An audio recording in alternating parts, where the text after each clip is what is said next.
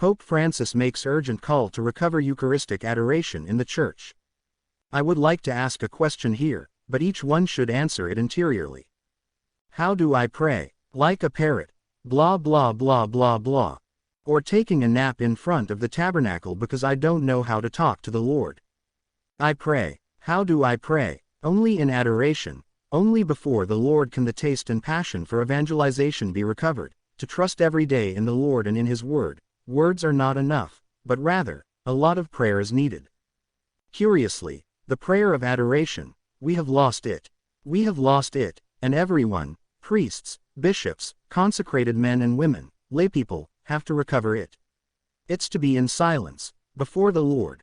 Involved in so many things in life, never gave up adoration even at times when her faith wavered and she wondered if it was all true or not. So, in prayer the temptation to carry out a pastoral ministry of nostalgia and complaining is overcome. In a convent there was a nun who, I don't know what her name was, but they changed her name and called her Sister Lamentella, the whiner. How many times do we transform our inabilities, our disappointment, into Lamentella, being whiners? And leaving behind these Lamentellas, one gets the strength to sail out to sea, without ideologies, without worldliness. The spiritual worldliness that gets into us and which engenders clericalism not only in priests. Clericalized laymen are worse than priests, one of the most serious evils that can happen to the Church, and, consequently, ruin it.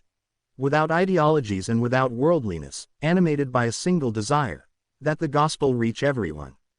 Be fishers of men. Don't be afraid. That's not proselytizing, it's announcing the gospel that draws forth a response. Therefore, fishing for people and pulling them out of the water means helping them to get out of the abyss where they had sunk, saving them from the evil that threatens to drown them, resuscitating them from all forms of death. But this without proselytizing, but with love.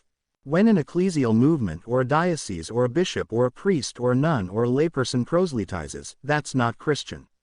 Christian is inviting, welcoming, helping, but without proselytizing. We, as the Church, have been entrusted with the task of immersing ourselves in the waters of this sea, casting the net of the gospel, without pointing fingers, without accusing, but bringing to the people of our time a proposal for life, that of Jesus, to bring the welcome of the gospel, to invite them to the celebration. Pope Francis makes urgent call to recover Eucharistic adoration in the Church. I would like